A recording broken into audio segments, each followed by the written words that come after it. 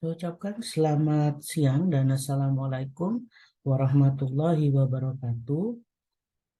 Oke, baik, pada pertemuan kita hari ini, yaitu saya akan membahas materi untuk kelas 11 IPA, yaitu dengan materi menggunakan kalorimeter, gitu ya, yaitu bagaimana kita menghitung atau mengetahui nilai perubahan entalpi suatu zat berdasarkan kalorimeter.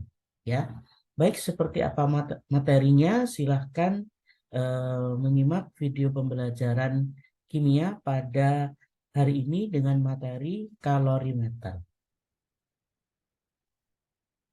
Oke, baik, kalorimeter. Apa yang dimaksud dengan kalorimeter? Ya, kalorimeter adalah suatu sistem terisolasi, ya, di mana tidak ada pertukaran materi maupun energi dengan lingkungan, ya, dengan lingkungan yang ada di luar kalorimeter, gitu ya. Jadi kalorimeter adalah sistem yang terisolasi. Jadi nantinya tidak akan ada materi maupun energi yang akan keluar dari dalam kalorimeter, gitu ya. Nah, dengan demikian semua kalori yang dibebaskan oleh reaksi yang terjadi dalam kalorimeter tidak ada yang terbuang keluar kalorimeter. Oke, seperti tadi yang saya sampaikan. Jadi baik materi maupun energinya dia tidak bisa keluar dalam kalorimeter, ya. Jadi dia tetap terperangkap di dalamnya. Oke. Nah, dengan mengukur kenaikan suhu di dalam kalorimeter, kita dapat menentukan jumlah kalor yang diserap oleh air serta perangkat kalorimeter dengan menggunakan rumus. Oke, rumusnya adalah seperti ini. Pakai rumus kalor saat kelas berapa ya kalian dapat? Mungkin di fisika kelas 10 atau kelas 11 gitu ya. Mungkin bisa dicek kembali materinya. Dirumuskannya pakai rumus Q sama dengan M kali C kecil kali delta T. Gitu ya. Baik, dengan keterangannya. Oke, bisa dilihat di sini bahwa Q adalah jumlah kalornya, M adalah massa air atau larutan di dalam kalorimeter. Oke, kemudian C-nya adalah kalor jenis air atau boleh juga larutan yang lain, gitu ya, di dalam kalorimeter. Kemudian delta T yaitu kenaikan suhu kalorimeter. Oke. Nah, biasanya nanti, nah perhatikan di sini, biasanya nanti kalorimeter itu akan menyerap kalor. Ya, kalau memang kalorimeternya tidak menyerap kalor, nggak apa-apa. Ya, maka tetap berlaku rumus yang tadi. Nah, maka rumus yang kedua, yaitu jika kalorimeternya, oke, mohon maaf, jika kalorimeter menyerap kalor, maka dirumuskannya yaitu menggunakan ini, bahwa Q kalorimeter yaitu C besar dikalikan dengan delta T. Gitu ya. Nah, keterangannya adalah bahwa C besar adalah kapasitas kalor dan delta T adalah perubahan suhu. Oke.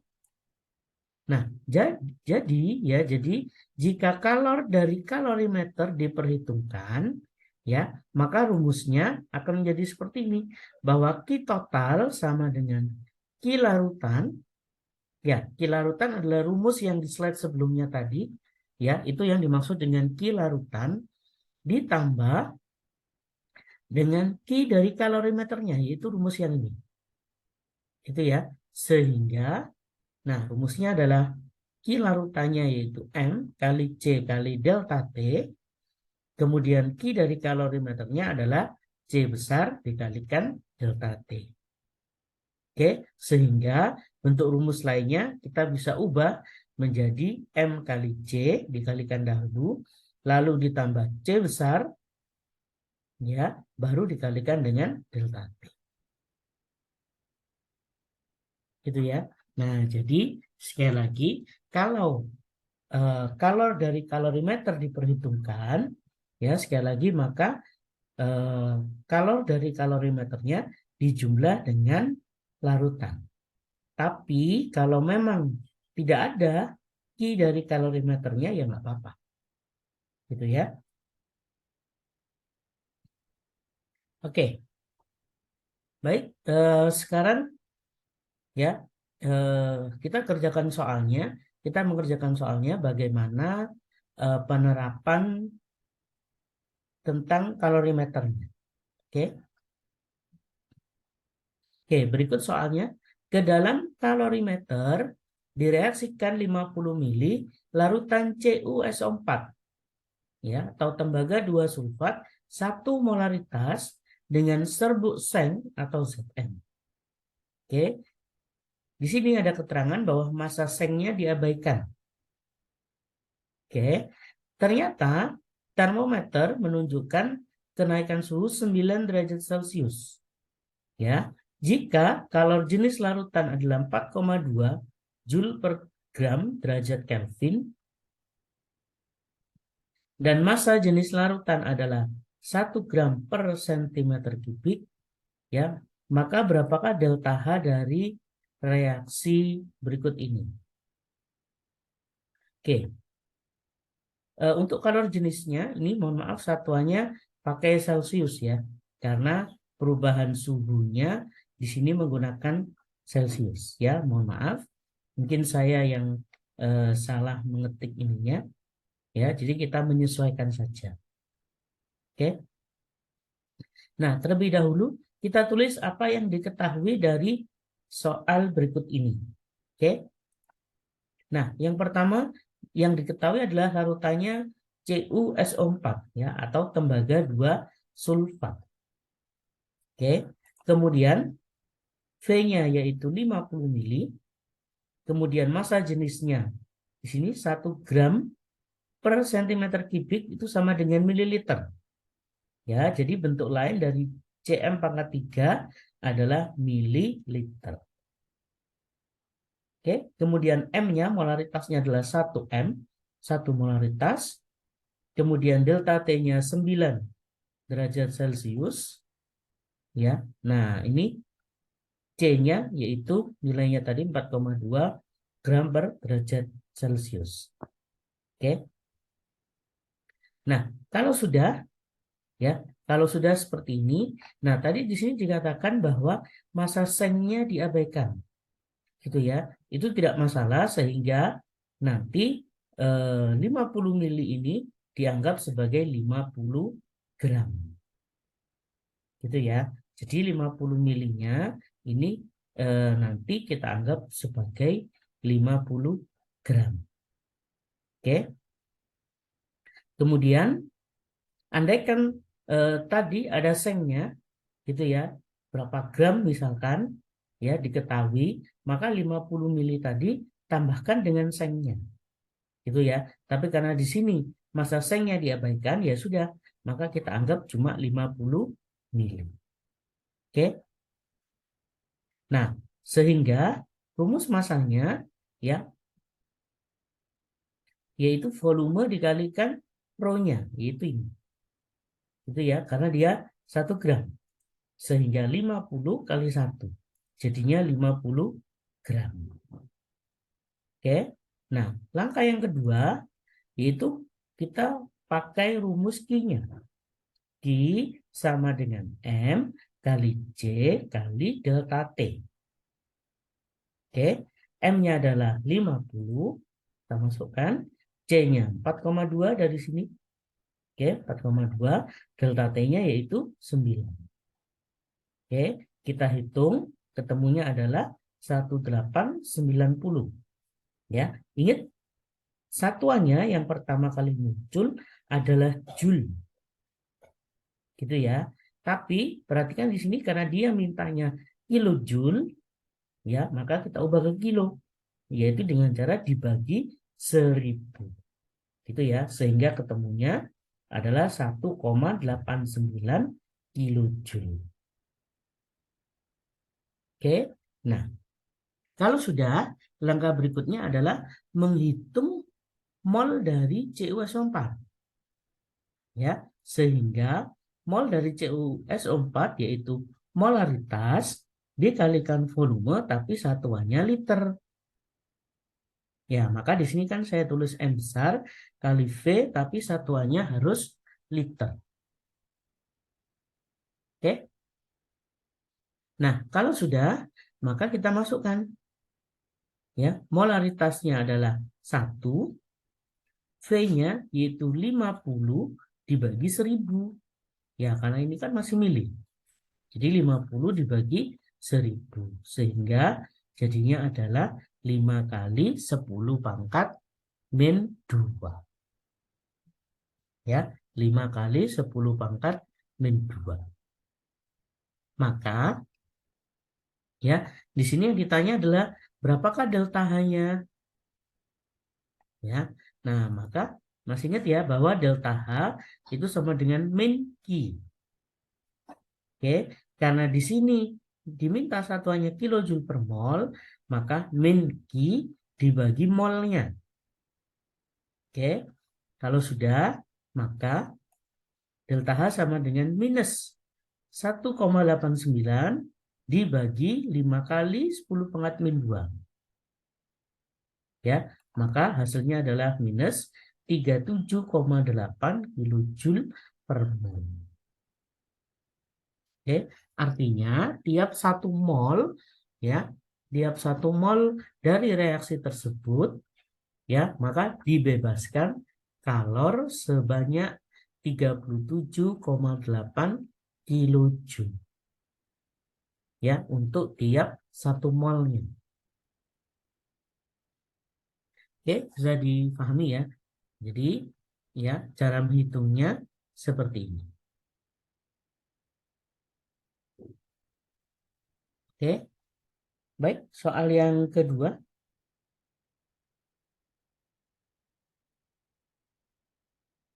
Oke, soal yang kedua adalah pada percobaan kalorimeter ya atau gurunya bilang kalorimetri boleh 16 gram metanol dengan MR32 dibakar.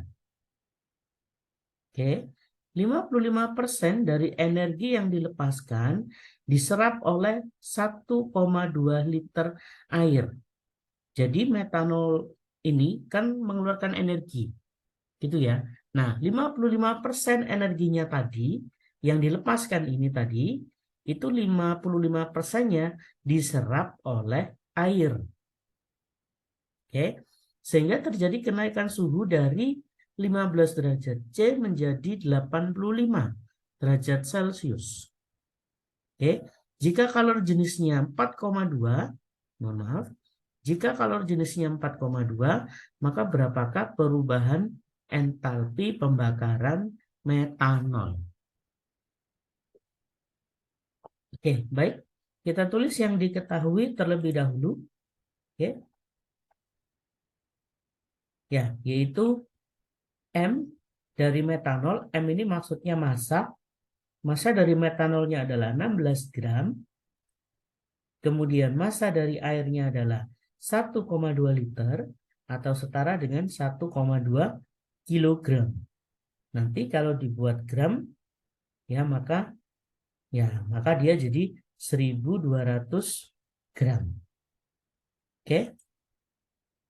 Ya, kemudian perubahan suhunya adalah 70 derajat Celcius yaitu dari 85 ini dikurangi 15.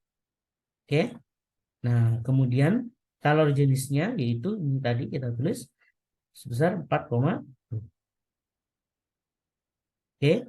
Nah, langkah berikutnya oke, maka perhatikan yang tadi 16 gram metanol tadi kan mengeluarkan energi. Gitu ya. Nah, maka energi yang dilepaskan tadi 55%-nya itu diserap. Jadi hanya diserap 55%-nya saja. Oke. Nah, maka ya. Nah, Ki yang diserap itu hanya 55% dari Ki yang dilepaskan. Gitu ya. Ingat, lepas ini itu miliknya metanol, yang diserap itu miliknya air. Ya, yang 1,2 liter air. Itu ya. Sehingga Ki yang diserap adalah 55% dikalikan Ki yang dilepaskan. Oke, maka sekarang kita hitung terlebih dahulu. Oke, maka kita hitung Ki yang diserap terlebih dahulu, yaitu menggunakan rumus M kali C kali delta T, yaitu yang air tadi. Gitu ya. Maka M dari air dikalikan dengan C dikalikan delta T. Airnya ini tadi 1200, C-nya 4,2, delta T-nya 70. Oke, nah maka kalau kalian hitung ketemunya 352.800.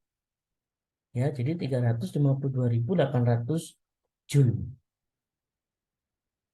Ya, ini adalah Ki yang diserap. Nah, yang Ki yang dilepaskan berapa? Ya, kita nggak bisa menghitung dengan rumus yang sama dengan MC delta T, nggak bisa. Ya, maka kita pakai pernyataan ini.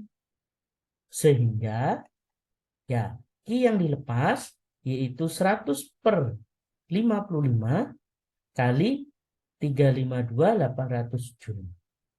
Ya, sehingga ketemunya ini 641,45 kilo Joule.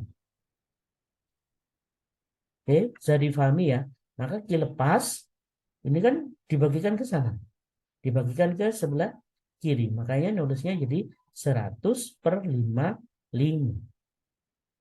Ya, dikalikan dengan yang Ki yang diserap. Oke.